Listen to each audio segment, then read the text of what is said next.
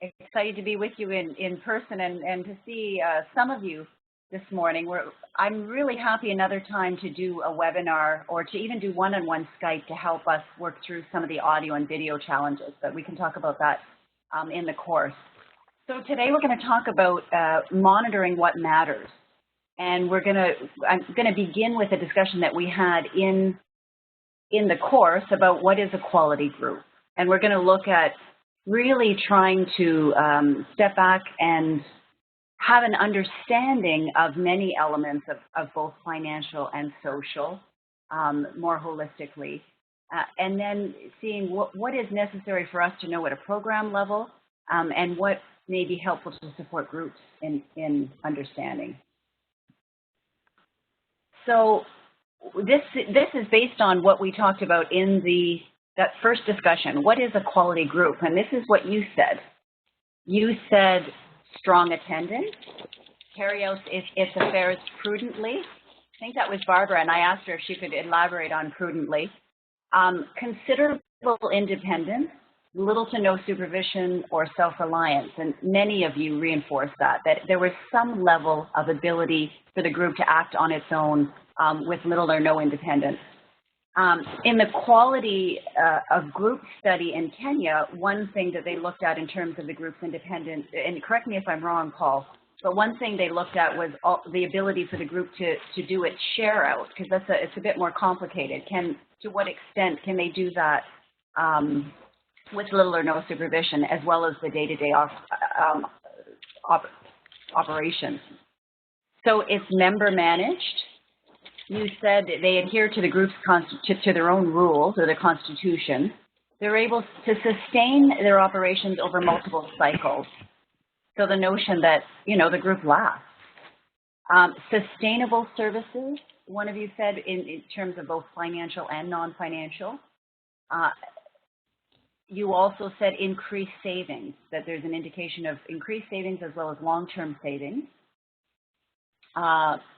Someone spoke about matching a set of exemplary standards.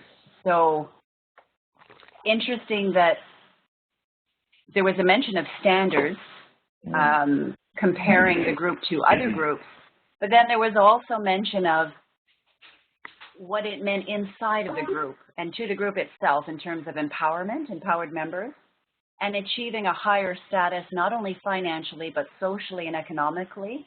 And Ryan actually started a discussion group about how we monitor and look at changes, physical, spiritual, social, and psychological. And the last...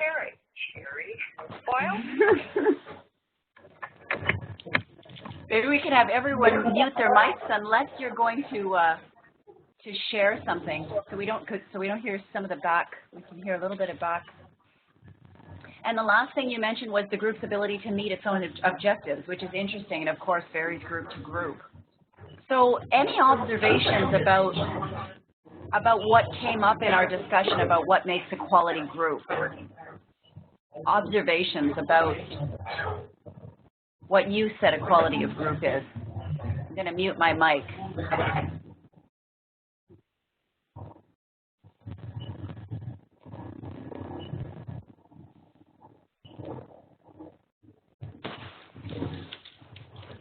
Okay, here's the problem.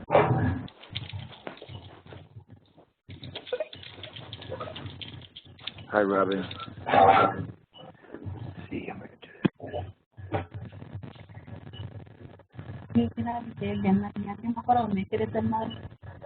microphone yao mic on na wanafanya kitu hapo mdomo kuigua waje kuelewa watu wazuri. Mary, I think we can hear you. Mary?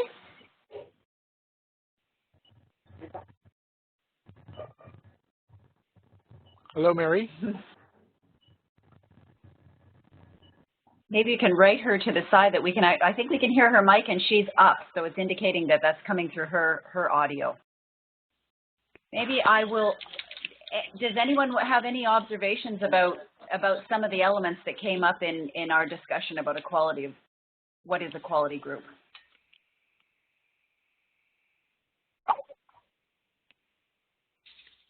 No?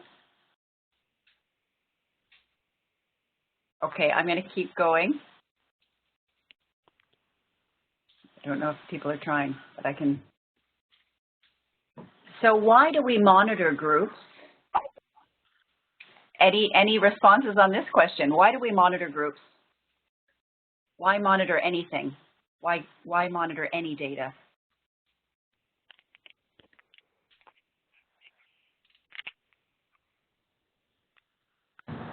I think we monitor data because we want to learn from mistake and we want to improve.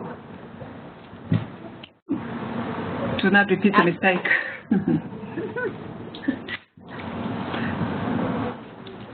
Absolutely.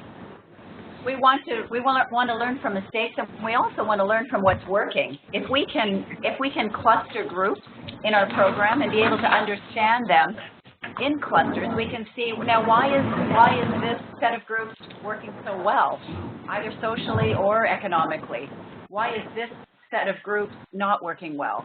And begin to dig down and try to find more information. So absolutely, we monitor to see how groups are doing, both relative to each other in terms of clusters and relative to similar programs. We monitor to see how they're doing in terms of quality, and this, of course, is really going to vary program to program and group to group in terms of what their goals may be. But there is a lot of talk, not just, many of you mentioned that this notion of self-reliance or independence, but it's also one of the goals of many of the programs is to graduate groups. And so what do we mean when we say that a group has reached good enough, back to the enoughness from the last session, good enough quality to be able to operate on its own with little to no external support. We also want to be able to support groups in making informed choices. Some of them are wanting to link in supply chains. Some of them are wanting to do collective enterprises. Some of them are wanting to link up with agencies that are providing social services in the community. So being able to support them in these choices and understanding that they're at decision points. To be able to get early warning signs of potential difficulties. So to see those, we talked about them in the course, the yellow flags and the red flags. The yellow flag, well, this is curious. I wonder why that's happening. And the red flag, oh my gosh, we're in trouble. This group may be dissolving. And so to be able to understand that in order to support the groups, it also helps us, even when there isn't a major problem, to see where are the areas that we can support them, both in linkages with other agencies and in terms of capacity building. So I am going to start off with, we are going to talk today about both financial elements of understanding the group and social elements. But I'm going to begin with financial. We're working with financial entities, and it's helpful to just have a good basic understanding of the financial management of the group. And even, I would say, even if you are not collecting all of this information for your own understanding in order to troubleshoot. So I want to just open this up to the group. Imagine a tomato vendor in your countries, in Dominican, in Kenya, in Ethiopia. How does a tomato vendor, a woman on the side of the road selling tomatoes, make money? Let's just hear from you. How does a tomato vendor make money? Anyone. And you can either type it or you can say it if you're having difficulty speaking.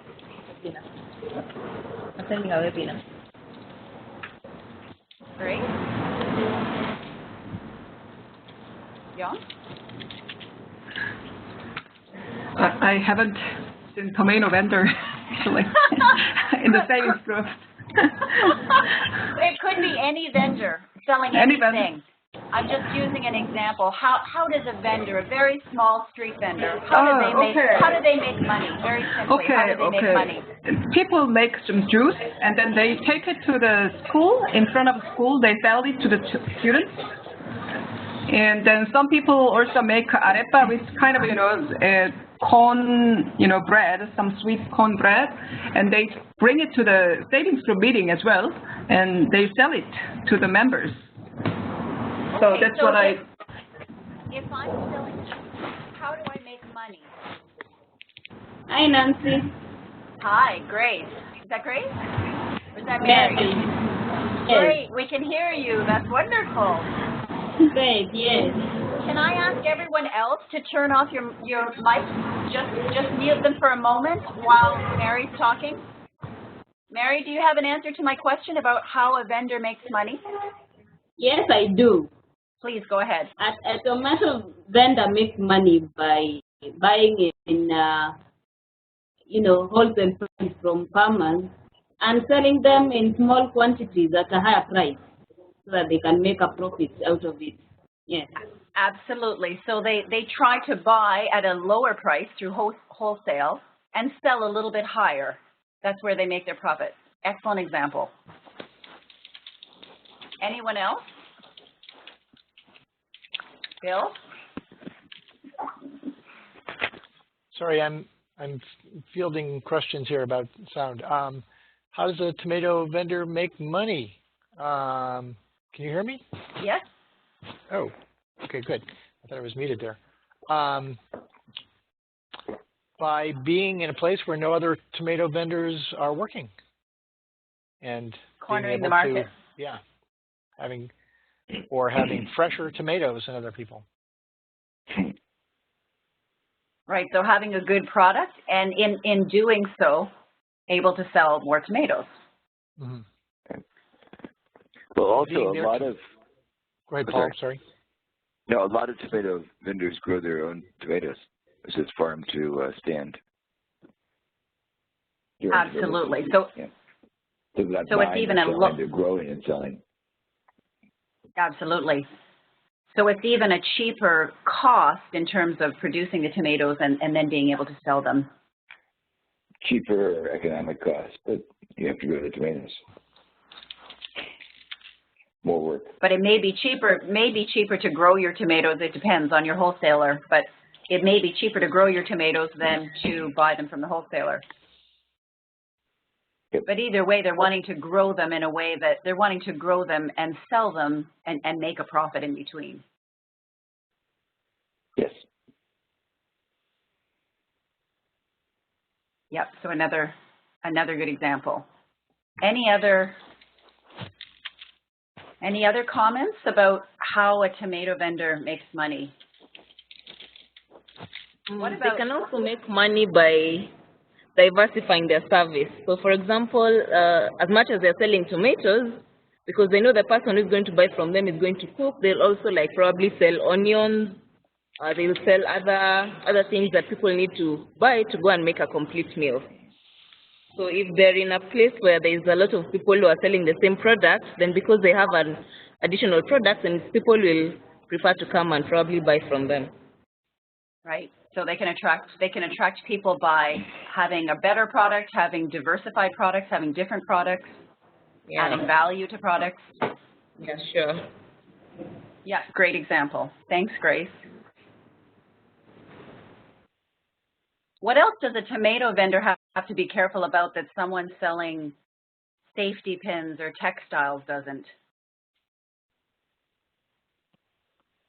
have to worry about? Tomatoes are perishable, so they have a very short shelf life. So what's a maximum of maybe a week, and the tomatoes go bad. So you have to make sure that whatever supply they have is meeting the current demand. So they don't have anything left over to throw away, which is not the same as someone who is selling, to avoid wastages, as compared to someone who is probably selling safety pins. The same stock can go the whole year. Absolutely, absolutely. They can't store them easily, or if they do, they have to be very careful about, as you said, wastage. So what I want to offer is just that financial management, whether it's a very small savings group or a SACCO, some of you are working with SACCOs, and some will be working with even larger cooperatives, right up to a corporate bank. Financial management is basically the same, down to this tomato vendor. People are wanting to, so in the case of the tomato vendor, she's wanting to sell more tomatoes or sell to more people, or both. So she's wanting to expand her outreach, her scale, in terms of just plain breadth.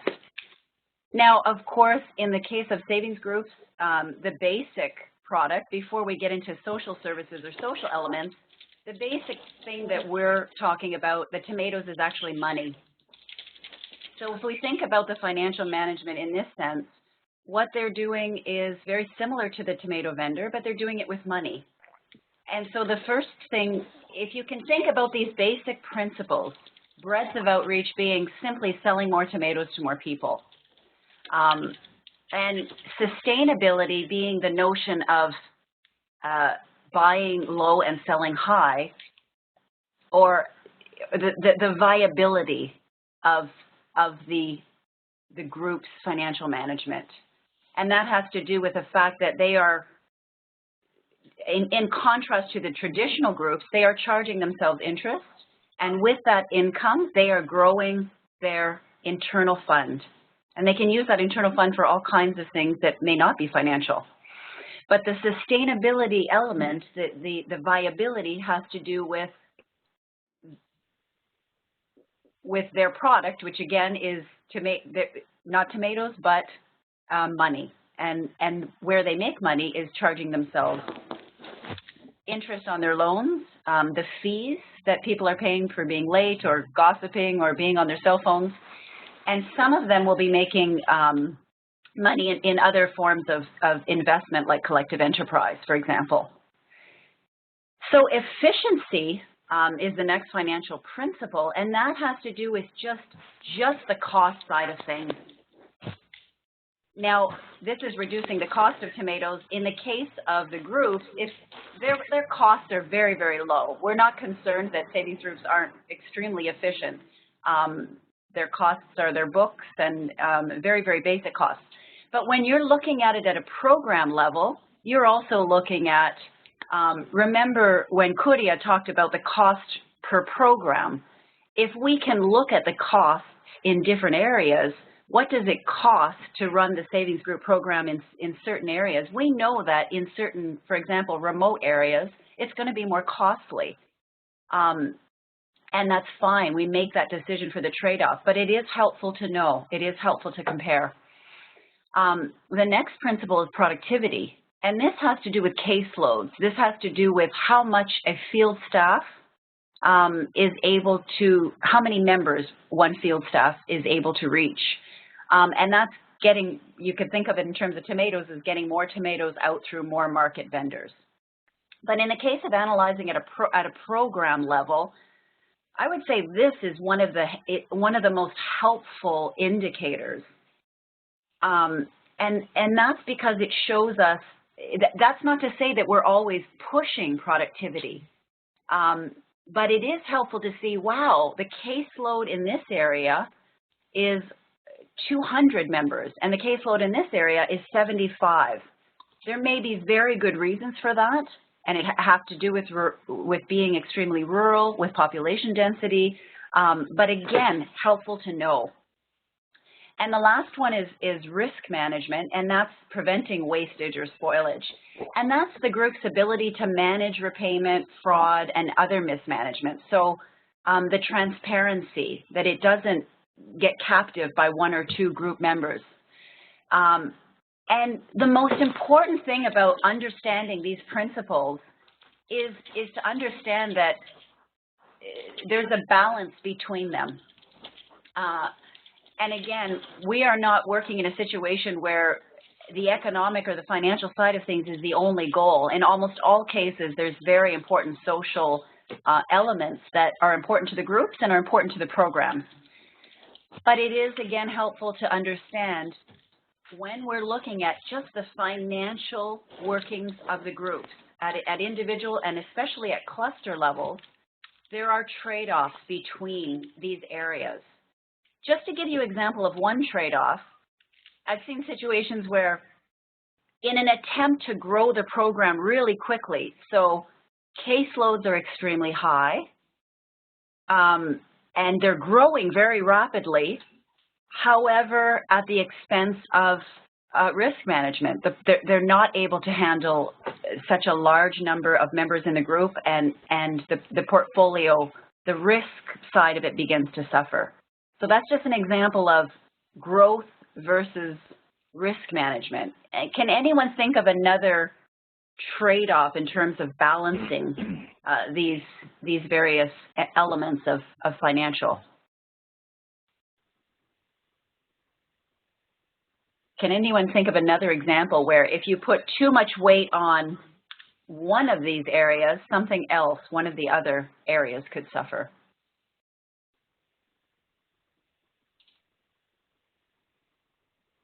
Any examples come to mind? What if we put all the weight on sustainability, for example?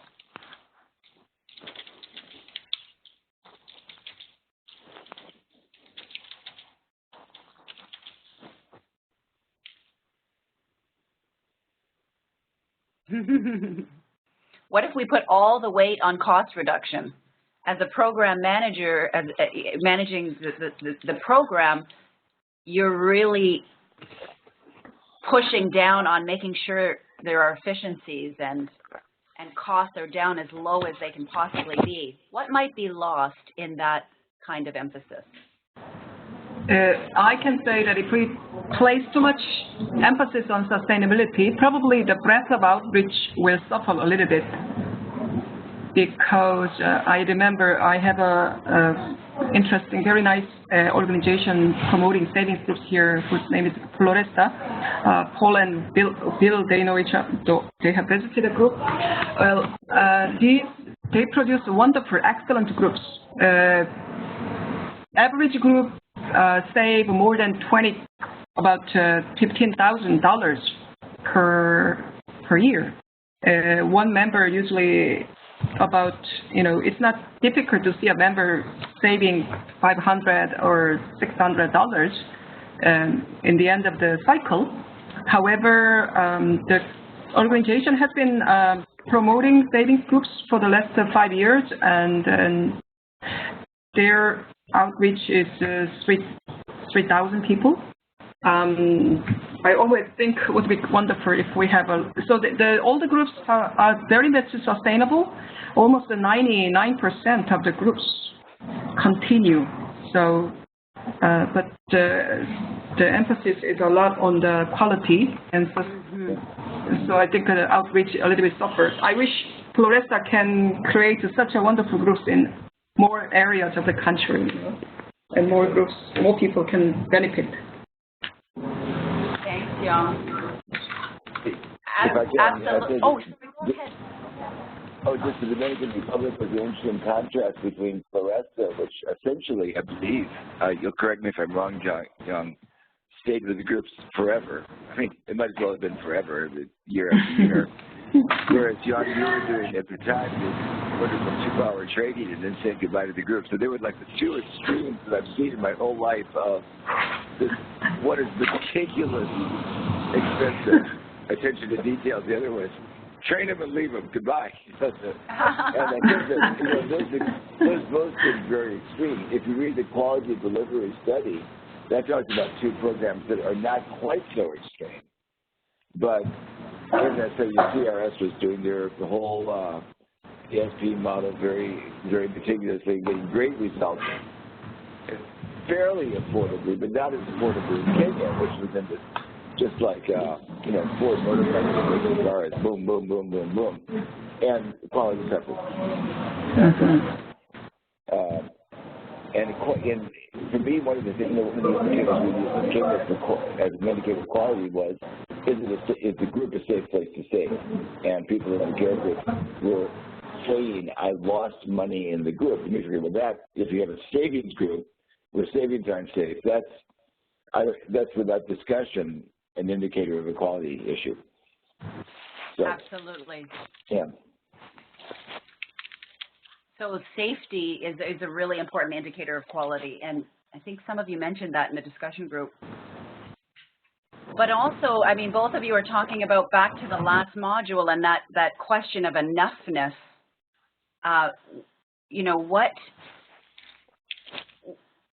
what is enough in terms of group process and accompaniment to support the groups to become independent? And Jan, you talked about the focus on sustainability can really affect outreach. I've seen groups where they are pushing members to take loans, partly because for the safety reason, they want to make sure that everything's lent out because it helps to grow their internal fund from the income, but also it prevents them from having too much money in the box, which can be a different kind of safety concern. But the danger of doing that is you may be pushing members to take loans that they don't actually want. You may be pushing indebtedness rather than seeing what the natural demand for savings and loans is in the group and understanding, wow, this group is actually more about saving than loans. And what can we learn from that? That's interesting.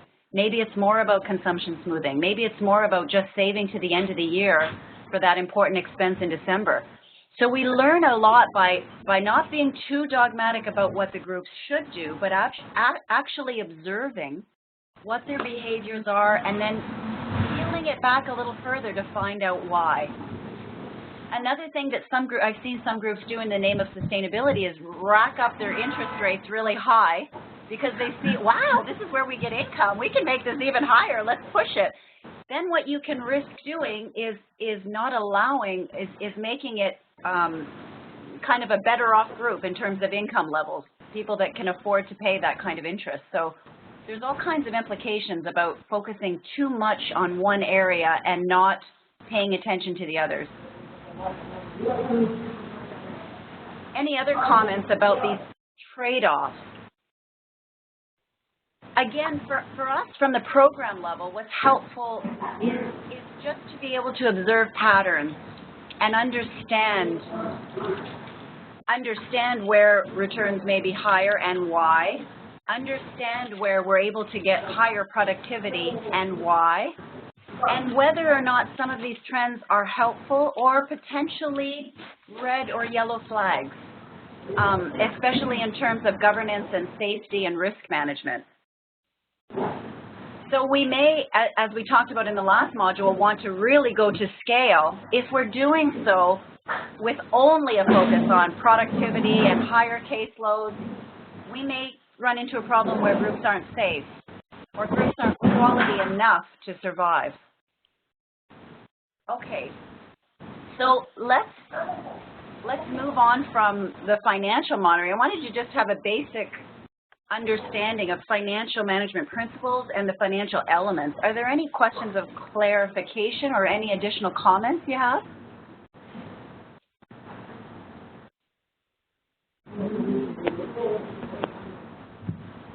We'll come back to this because, as I said, most of us are working on at least a double approach where it's not just the financial and economic. These are very important social structures as well, both in terms of social capital, social platforms, and important social impacts. So just some elements of some of the things that we look at in terms of social monitoring. Social services, there may, for example, be cash transfers that are an add-on to the groups. We've seen that. There may be other social services or capacity building that the groups are a platform for. You mentioned sorry, can everyone shut up mute your mics if you're not speaking at the moment? Because I'm getting a lot of back. I don't know if others are. That's great. You mentioned in the discussion that we had online the ability for the group to meet its own goals. I think this is a really powerful indicator because one thing is what the program is trying to achieve as a whole in terms of scale, in terms of what donors or others are looking for. And it's quite another what the group itself wants to achieve. And there's some really good tools for looking at what the group itself wants to achieve. Appreciative inquiry is a process of working with a group to help them identify their goals, their dreams for the future, and then just helping them to reflect on where they are in those goals and how you can support them. Most significant change is another qualitative measure. It's simply asking what's the most significant change that this group has helped you to achieve. And many times we're going to hear that those are not necessarily even about building assets or economics, but highly social. And then there's the difficult to measure but extremely important happiness, solidarity, empowerment. Some of those areas that are difficult can be difficult to measure, but groups can articulate it for themselves. These are often areas where it's helpful to ask the group what they mean by these terms. There's the depth of outreach that are important for many, especially donors, and that has to do with the percentage of members we're reaching in marginal populations or remote populations or underserved communities. There's looking at depth of outreach in terms of geographical makeup. In most of our countries, certain regions are poor or underserved, and so just working in that region and the percentage of your members working in that operating in that region can be an indication. There's social capital or cohesion. I'm going to come back to you with some questions about that. There's impact. So how they're actually using the funds and using the group. And I shared with you a tool online to really help to understand what are the uses of funds. And usually we don't get at that information asking it in a direct way. Many of you are working on your methodologies for your action research, and sometimes I've pushed back in terms of a question being very direct, like how are you going to use this money? We know that they use, as we found from the first module, they use many instruments in many ways for different purposes. So trying to get at that a little bit, both in terms of the economic, but also in terms of social. And finally, governance. To what extent is the group self-reliant? Accountability and transparency. What is the group knowledge of the financial situation, and what's the state of the records? So just some of the various elements that we look at in terms of the social.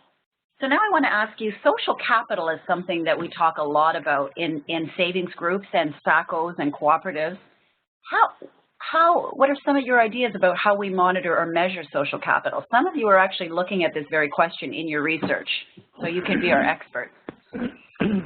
How do we monitor or measure social capital? What do you think? What could be elements or ways of looking at it?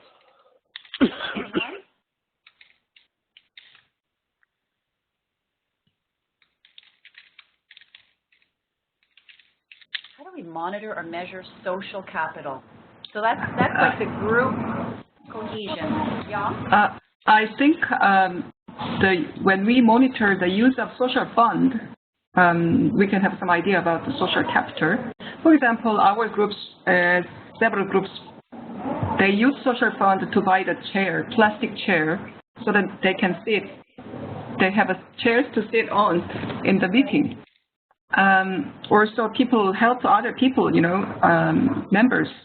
So this is some tangible, indicator that shows us the degree of social capital of the group, the use of social capital. Yeah. Yeah, the social fund's an excellent one because that is their ability to help each other, right, in times of emergencies. Any other ideas about how we might monitor or measure social capital?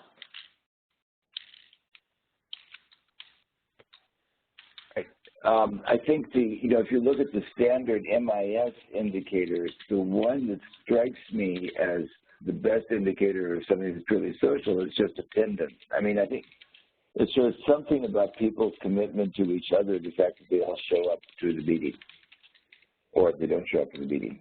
Whereas all the financial ones, I mean, it's very, it depends so much on different exogenous variables, what the local economy is doing. If it's booming, people save more. If it's not, people save less. And all that. So that's a little bit hard to know. It's a little bit hard to go from the purely financial indicators to draw any social conclusions. And even attendance, there are a lot of things that affect attendance. But nonetheless, It strikes me that, as the Brits say, bums on seats is an indicator of something. And I have to, when groups fall apart, they fall apart by members Just the first indicator of attendance just goes down, down, down. But how, I guess my question about attendance rate is, how do we know that the attendance is a measure of social capital and not that they want to get financial services? Yeah, good question. I don't know the answer. I don't know the answer. I mean, it could be either, but I did. Because attendance rate is used a lot, and we had some discussion about this online, and I was kind of putting some pressure on whether that on its own can tell us much. It tells us that they're going to the meeting, but it doesn't tell us why or. Right. But I agree. Indicator combination of others. Can I understand social capital just like trust among each other, right? Absolutely. It's the level of trust and social cohesion, right. solidarity in the group. So it's that kind of intangible glue that the group has. Certainly. If there is a good attendance, I mean, it means that they trust each other and they are excited to save together, but they also, I agree with Paul that the attendance rate and the attendance rate attendance rate is very important to measure the social cohesion because attendance rate is very related with also financial performance of the group. I don't know whether I understand it correctly, but from my observation, if the group really trusts each other, they meet regularly, and they tend to save a lot more than others. But I didn't see really much groups who save a lot without social, cohesion, without capital, just for the financial, just for financial interest. Those two things, attendance rate, I mean the social cohesion and the financial performance, go hand in hand. That's my impression. Oh, this is helpful. Paul, did you send that to everyone, Paul? The actual definition of social capital? Well, I'm not sure that, listen, that's one definition from the internet, so I didn't want it, but I will. I don't, look, the internet, the internet. Yeah, but I think it's getting at,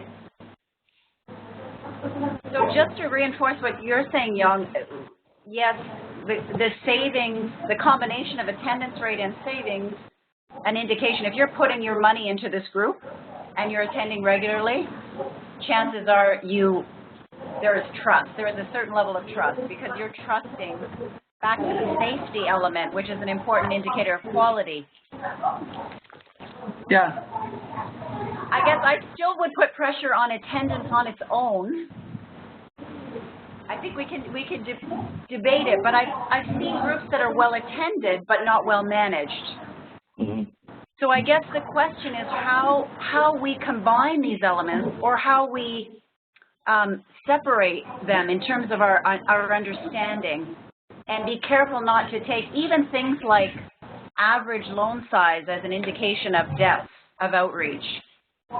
Sometimes we take indicators in place of, and so just being cautious that is it an indicator or is it an element, and are we using certain indicators as a replacement, or as a what's it called, a proxy indicator for social capital. Okay, so let's look at these two definitions. Or do you want to read them, Paul, for us? I will. And I just found these right now. I'm not vouching for these. First one is the network of social connections that exist between people and their shared values and norms of behavior, which enable and encourage mutually advantageous social cooperation. Okay. I have no trouble with that one. This other one is kind of interesting here. an economic idea that refers to the connections between individual and entities that can be economically valuable, and that is the tendency to bring everything back to economics, which I rail against. Anyway, social networks that include people who trust and assist each other can be a powerful asset. These relationships between individuals and firms can lead to a state in which each will think of the other when something needs to be done. Along with economic capital, social capital is a valuable mechanism in economic growth. This is a purely economic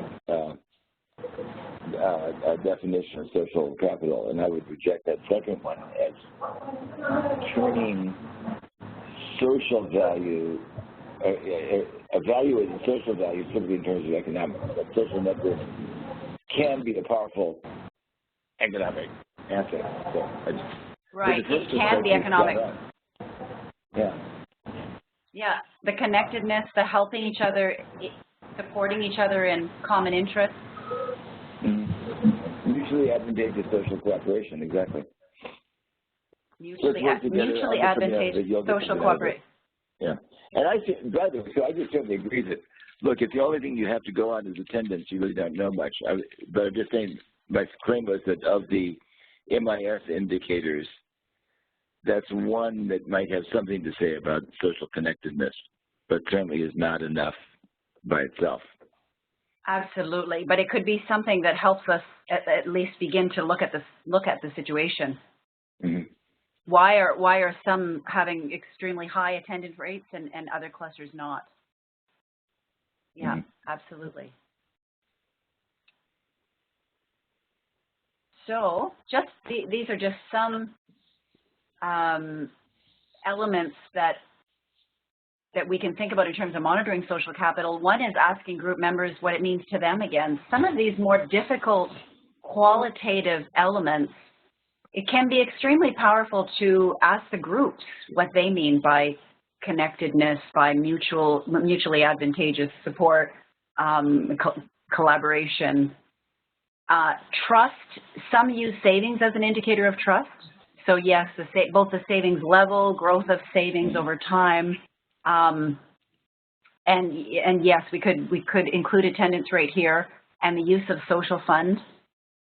Governance, some use governance indicators as indicators of social capital. So there is shared decision making, there's transparency, there's accountability, collective action. So the ability for the group to do something, do some form of collective action, and that could be its ability to manage its share out. It could be its ability to link with a social agency in the community. I saw a group in Tanzania who demanded to get into a safari park. What is it called? A game park. Game park. You know, because they lived very close to it and never had access. So they demanded kind of free access because they were an organization. So where the group has come together and really done something, a collective enterprise, life of the group beyond the program or organization that supports it, so its ability to outlast the organizations that supported it. Effects of strong, and then of course the effects, like what the effects of strong capital look like. So back to kind of some of the elements of social impact, like empowerment or members' ability to determine and reach their goals. And Bill, you had...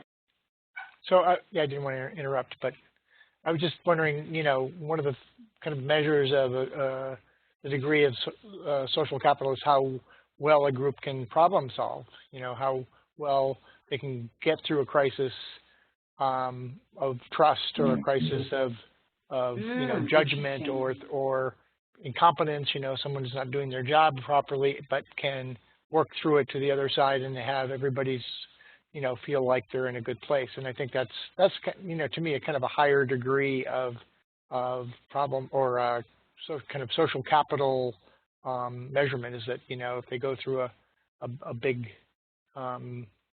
period of discord and they're come to the other side and everybody feels good about it. That's interesting. So problem solving and ability to kind of work through a difficulty or crisis. Can I add one more? Yes, please.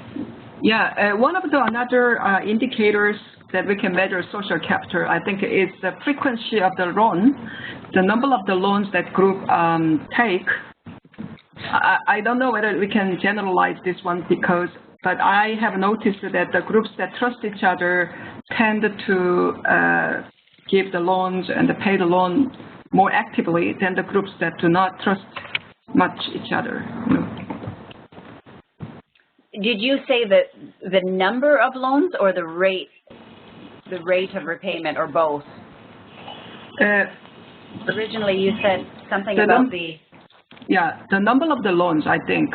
Yeah, people, when the group trust each other, they willingly give the loans, and many people usually take the loan. But if the group doesn't really have that level of trust, they refuse to give loan, and they say that we are just happy with just saving. I don't know whether it can be generalized, but I feel like that. Well, what do others think? Oh, go ahead.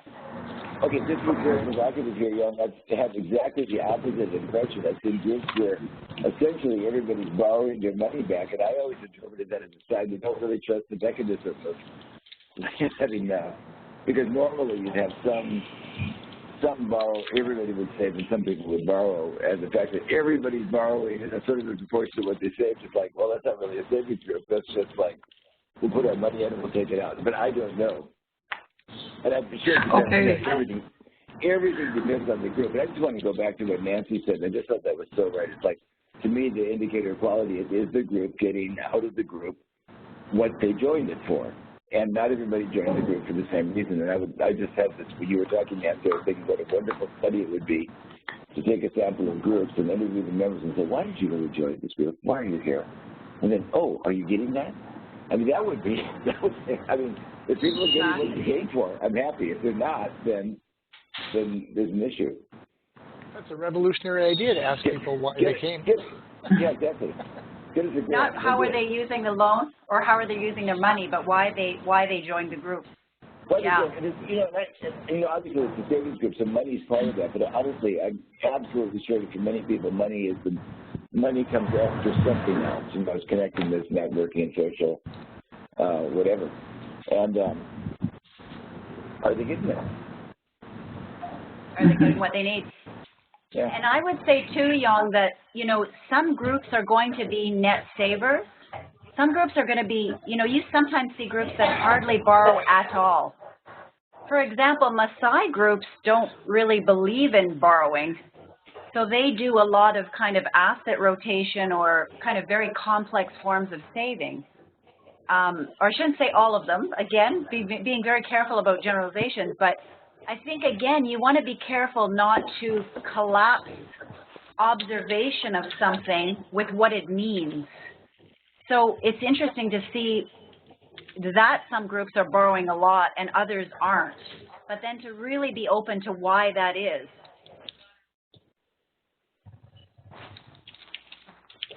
Because it may be, as Paul said, it may be that groups that are only saving have a great deal of trust because they're putting their savings in each other's hands. I think part of it is, again, being able to, Mary.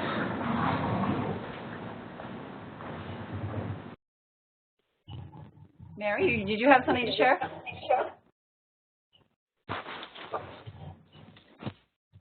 Oh, no, maybe not. Okay. I wanted to share a tool that Sewa Bank, for those of you who aren't familiar, it's a cooperative bank in India. It's quite a large bank, but the basis of the bank in rural areas is self-help groups. And one of the things that the groups do is they rate themselves. They developed a self-rating tool, and the groups are actually quite good at doing this. And the tool has 4 different areas. One has to do with growth, so back to that kind of breadth of outreach or productivity. One has to do with general group, is it managed well financially? And they include their bookkeeping and following bylaws, and also not really not how profitable the group is or how well it's doing financially, but whether the leaders are actually looking at the situation, looking at their books and assessing how they're doing. And also, is the profit reported and distributed? For them, it was really important that they had a good understanding of profit being both reported and distributed at the end of the share out. Is the group managing risk well? So loan repayment and other types of risks. And they were quite formal. They had a bit of an internal audit process. But it really was looking at very basic things like transparency and accountability, that balances were read aloud, et cetera, that there was some checks and balances. And finally, is the group well governed and working towards self-reliance was actually a very specific question. So again, they related some of this to governance. Do they have bylaws? Is decision-making democratic? Are regular training sessions held? So that was kind of interesting. Are the monthly meetings carried out? Is the annual meeting carried out? Has the group increased its capacity to understand options and make decisions? I thought this was really interesting. You know, have they increased their kind of ability to learn and make informed decisions?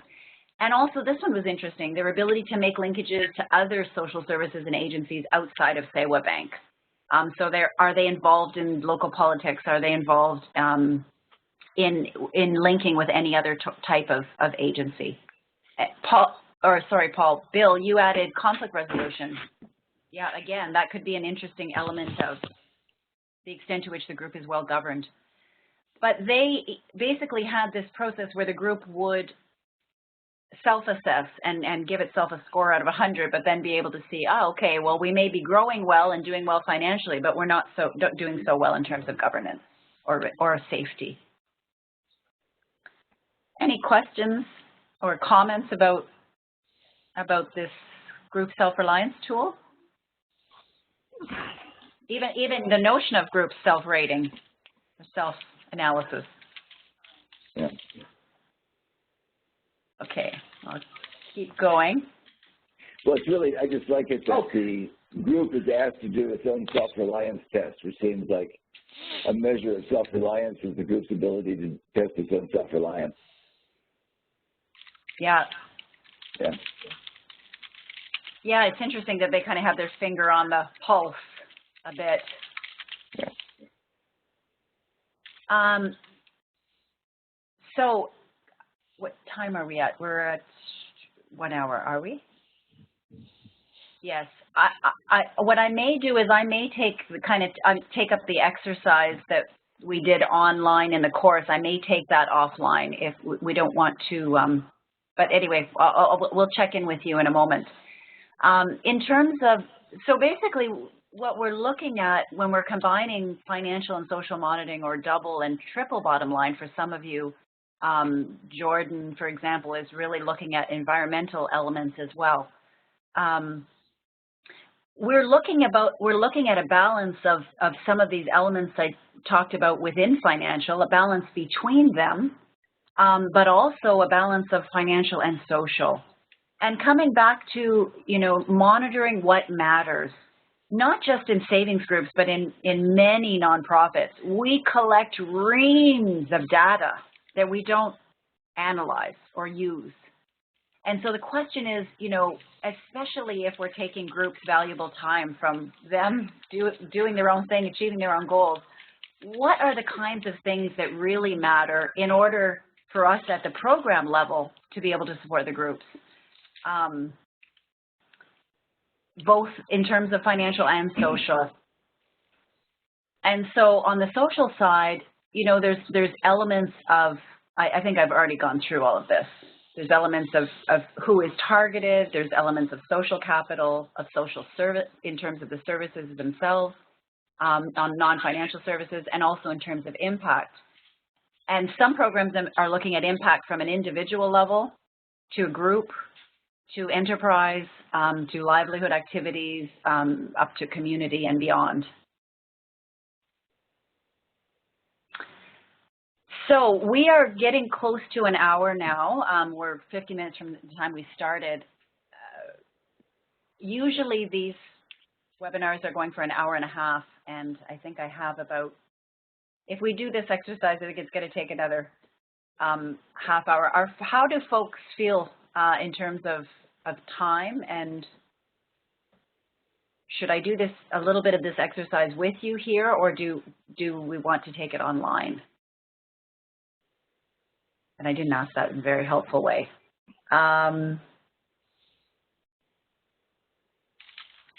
Maybe, Bill, do we want to just ask people how many would like to do this exercise now or later, if they could write in?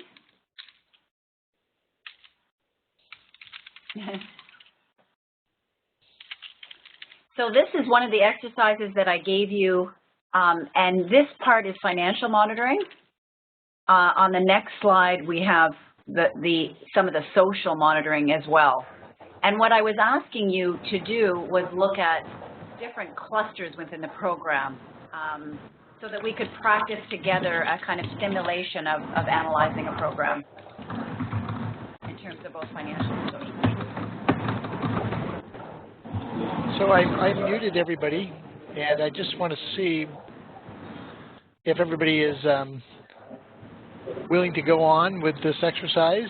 Yang, do you have a few more minutes, or give me your, how much more time do you have, Yang? I think, yeah, I'm in short of time now, actually. I have to do something. Get back. Yes. Yeah, it's better not to do it in offline, you know. Yeah. We can Mary, do this offline. Mary, would it be better if we did this offline for you? Mary? Still attend. Hello? Mary? Hello? Yes. Is this Grace? Yes, I have time. Yes, I have time. I can attend. Okay, you have a little more time. Okay. Yeah. But it sounds like, how about Grace? Are you there? And a little more time, maybe 15 minutes, 15, 20 minutes max. So, Sure. Nancy, how long will it take? Well, it's really between the exercise itself and finishing.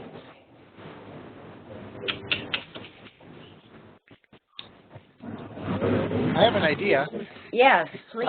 I've sent a message to all the other folks to see if we could come up with another time that they could join.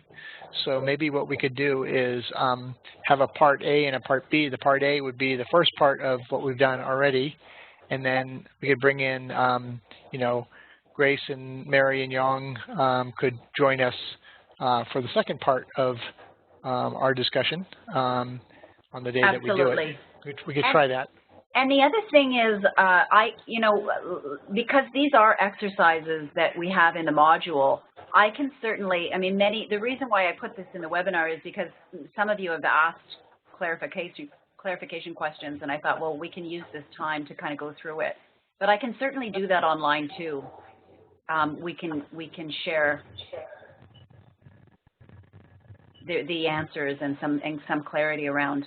What I can do now is just for a few minutes take you through these and ask, do we want to just do that for about 10 minutes and then wrap up? Yeah, it sounds like if Yang can hold on for just 10 more minutes and then we'll go Yeah, from there. I can. Yeah, 10 more minutes, no problem for me. Okay, let's do that. Thank you. Let's just have some discussion here, and then I'll take the rest of it online. Oops, sorry.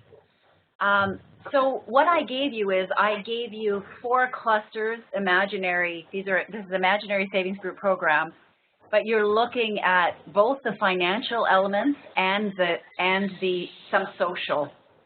And in terms of social, I used governance and depth of outreach. You might have used empowerment or social capital. I mean, these could be substituted, but in this case, I was asking, you know, which cluster is doing well, which cluster is not doing so well, and where are the either yellow flags or red flags? So anyone want to share or have any questions of clarification about an indicator or about the exercise? Mary?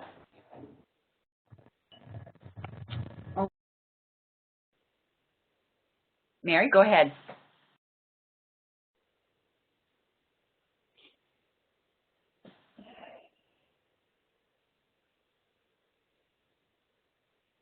We can't quite hear. Mary, we can't quite hear you. Maybe could you type it into your chat box? Or how about Grace or Young or anyone, Misash? Or do we have Misash and Miyasa still? No. Can either type it into your chat box or... Nancy, what is ROA? ROA is return on assets. Okay, I'm sorry. That's the income on the top. That's their own income on the top that they earn from their fees and their interest income, and on the bottom is their assets, which is mainly their portfolio. Really, it's just their loan portfolio on the bottom. So how much are they earning based on the assets on which they can earn? So is this percentage? Yes, this is a percentage. Mm-hmm. Okay.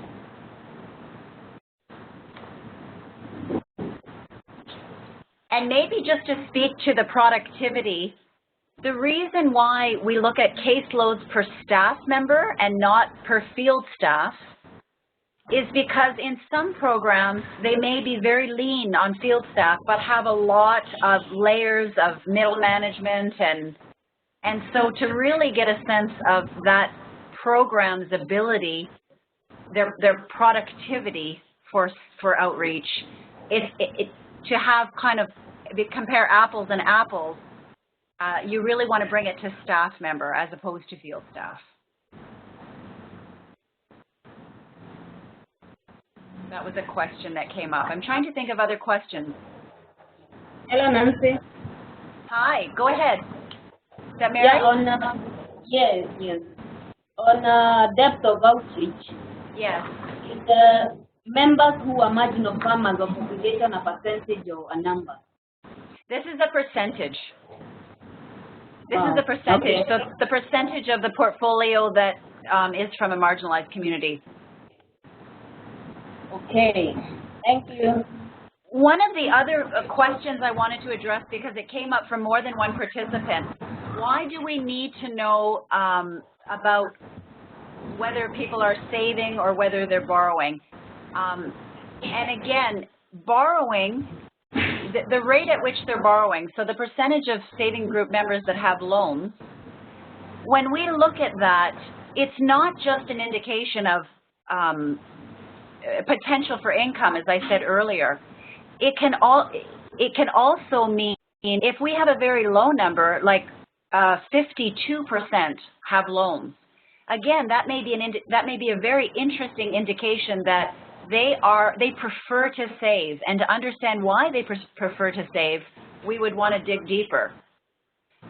You know, part of getting this data is not to kind of move the groups into what we think they should be doing, but to just understand what their behavior is and why that might be.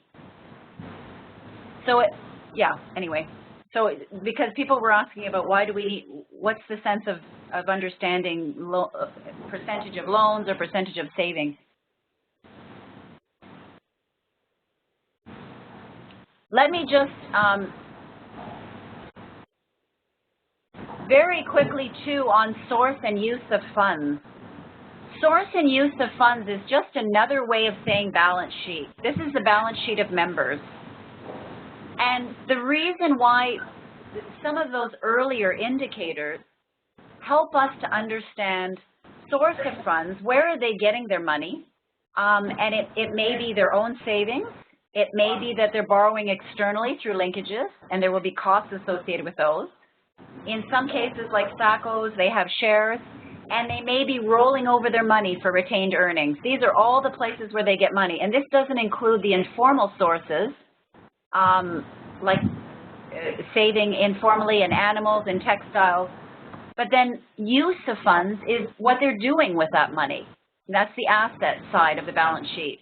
And so the other interesting thing for us to look at, back to your point, Young, about the social fund, some groups we see in rural areas, they are keeping a larger social fund relative to what they're using and lending out.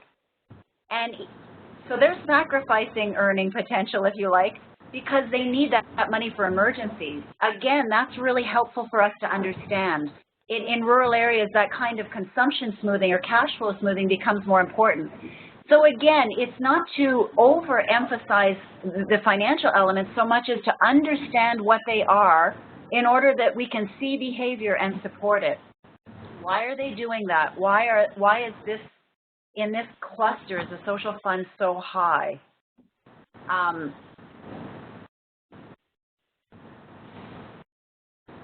Why are they keeping a certain amount of money in cash? Again, they may need it for their own purposes, depending on what the groups are doing. Why are some groups beginning to do investment activities instead of lending out to their own members? Why are some groups lending to non-members? That might be risky, but maybe they're ready. So all of these, they're really open questions, and what we want to get good at doing is just looking at what's happening and then pulling the layer back and saying, well, I wonder why that's happening. So I hope that answers some of the questions about some of these just very basic financial principles and elements, and we can deepen the discussion online.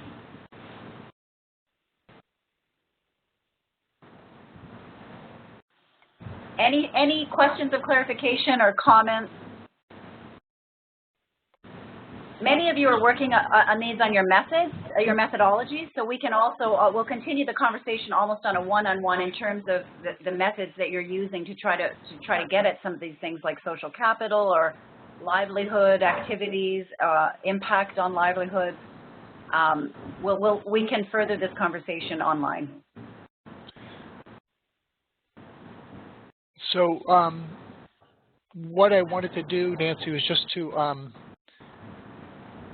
check in with everybody. We've only got actually Young and Mary left.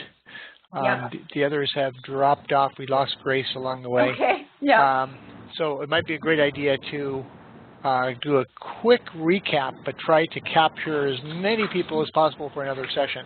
Yeah, absolutely. If we can. Yeah. And then those people who, you know, what we could do is, as we said, do it as a two-parter, and the people that were actually here could join us for a discussion near the end, so we can structure it in such a way that they would, you know, we would let them know that they could join. But that would be good. And I also just wanted to see if you have a date for when the next webinar would be, because I really want to make individual contact with people and make sure that they can make that next date. Yes. Yeah, absolutely. I believe it's the 30th of October. We can, September. September. Oh yeah, sorry, September. I'm getting ahead of myself. What is today? No, but it would be October, wouldn't it? Because the next one, this is going to finish September 15th, this module. So the next module will begin September 15th to October 15th. You're right. Sorry, September 30th. Never mind. Okay, so we'll say tentatively September 30th, and we'll get back to people about that, but we'll do our part to try to see how many people can make it. And in the meantime, I think we're even going to try another medium, which is to try, I hear that Google Hangouts actually work really well.